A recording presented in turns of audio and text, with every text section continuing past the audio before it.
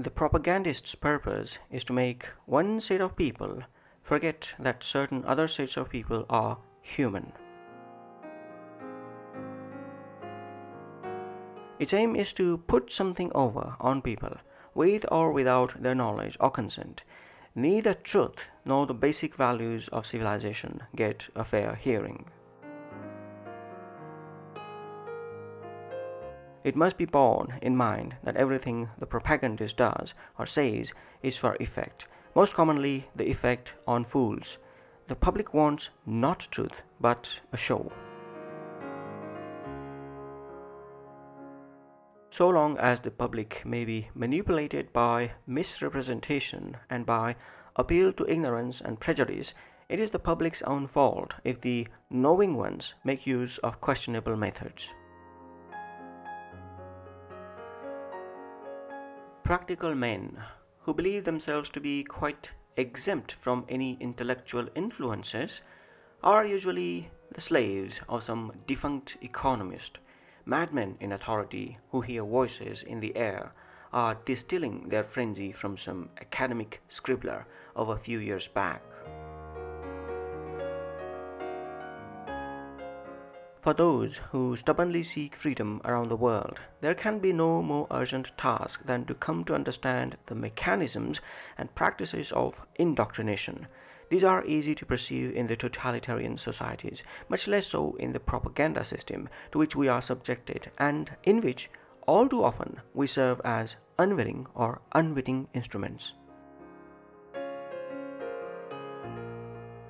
We are governed, our minds are molded, our tastes formed, our ideas suggested, largely by men we have never heard of. In almost every act of our daily lives, whether in the sphere of politics or business, in our social conduct or our ethical thinking, we are dominated by the relatively small number of persons who understand the mental processes and social patterns of the masses. It is they who pull the wires which control the public mind. Modern propaganda is based on scientific analysis of psychology and sociology. Step by step, the propagandist builds his techniques on the basis of his knowledge of man, his tendencies, his desires, his needs, his psychic mechanisms, his conditioning, and as much on social psychology as on depth psychology. He shapes his procedures on the basis of our knowledge of groups and their laws of formation and dissolution, of mass influences, and of environmental limitations. Without the scientific research of modern psychology and sociology, there would be no propaganda. Or rather, we still would be in the primitive stages of propaganda that existed in the time of Pericles or Augustus. The evil effect of these attempts to manipulate the multitude by pampering its weaknesses in return for material and other advantages to persons and for ends not disclosed is clearly seen in various aspects of our common life. In politics, such effects have long been deplorable. One of the deceptive cliches of Western accounts of post-World War II history is that NATO was constructed as a defensive arrangement to block the threat of a Soviet attack on Western Europe. This is false. In reality, NATO, as an aggressive global arm of US and other local affiliated imperialisms, poses a serious threat to global peace and security. It is about to celebrate its 60th anniversary, and while it should have been liquidated back in 1991, it has instead expanded, taking on a new and threatening role traced out in its 1999 strategic concept and enjoying a frighteningly malignant growth. Why is propaganda so much more successful when it stirs up hatred than when it tries to stir up friendly feeling? In the First World War, British propaganda had to invent the stories of German soldiers bayoneting Belgian babies because there were too few real atrocities to feed the hatred against the enemy. Formerly, a public man needed a private secretary for a barrier between himself and the public. Nowadays, he has a press secretary to keep him properly in the public eye. Manipulations of opinion, insofar as they are inspired by well-defined interests, have limited goals. Their effect, however, if they happen to touch upon an issue of authentic concern, is no longer subject to their control and may easily produce consequences they never foresaw or intended. No serious sociologist any longer believes that the voice of the people expresses any divine or specially wise and lofty idea. The voice of the people expresses the mind of the people, and that mind is made up for it by the group leaders in whom it believes and by those persons who understand the manipulation of public opinion. It is composed of inherited prejudices and symbols and cliches and verbal formulas supplied to them by the leaders.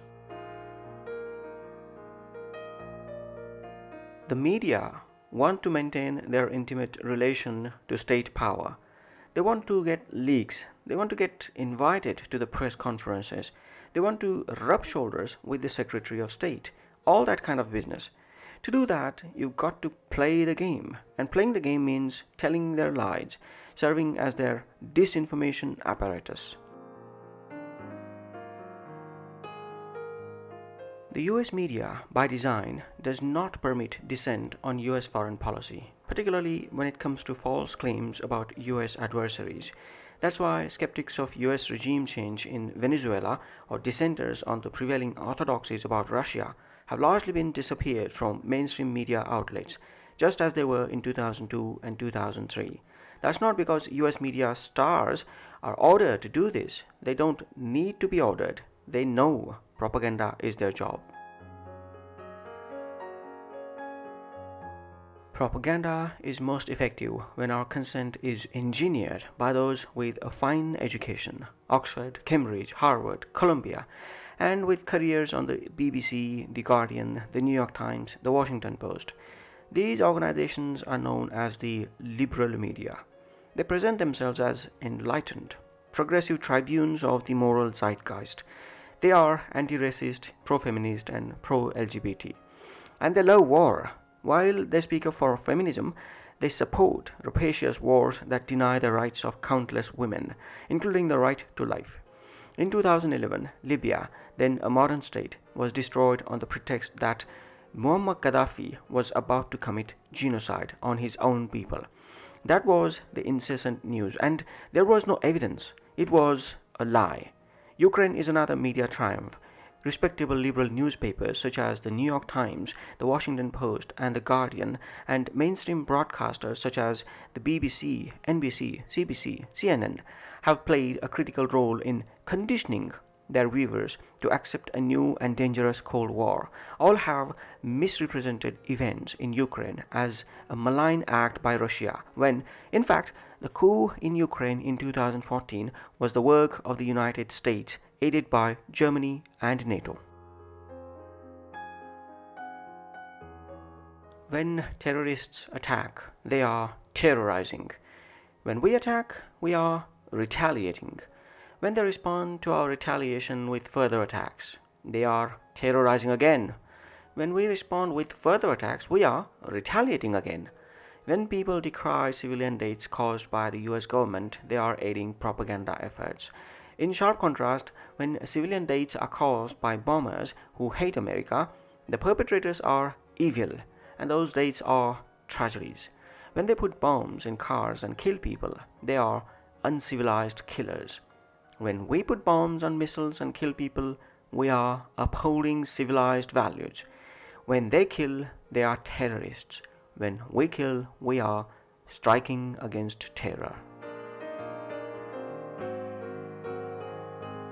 War not only accomplishes the necessary destruction, but accomplishes it in a psychologically accepted way.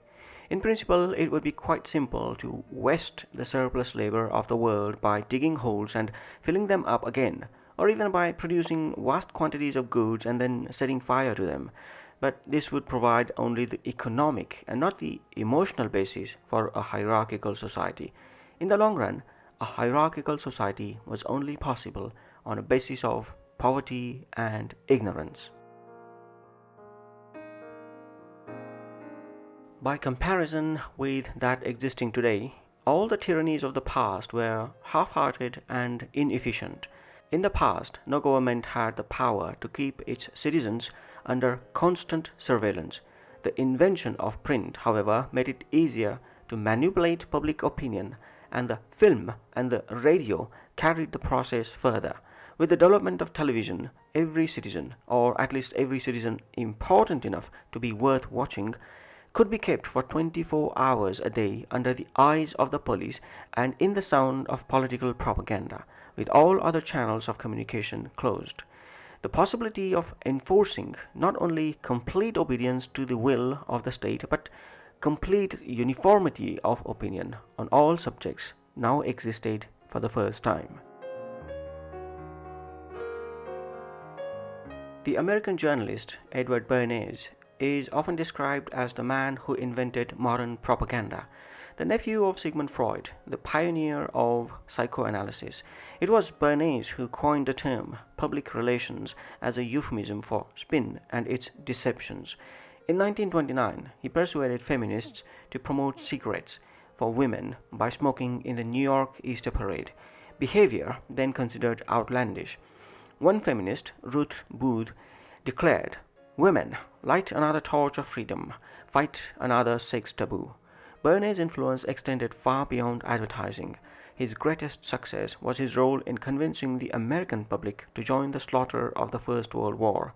The secret, he said, was engineering the consent of people in order to control and regiment them according to our will without their knowledge about it. He described this as the true ruling power in our society and called it an invisible government. Today, the invisible government has never been more powerful and less understood. In my career as a journalist and filmmaker, I have never known propaganda to insinuate our lives as it does now and to go unchallenged. Revenge today pursues not merely individuals but whole peoples, and the flames of animosity are stoked continuously with a propaganda, hitherto confined to time of war. Propaganda is not French. It is not civilized to want other people to believe what you believe, because the essence of being civilized is to possess yourself as you are. And if you possess yourself as you are, you, of course, cannot possess anyone else. It is not your business. Propaganda does not aim to elevate man, but to make him serve.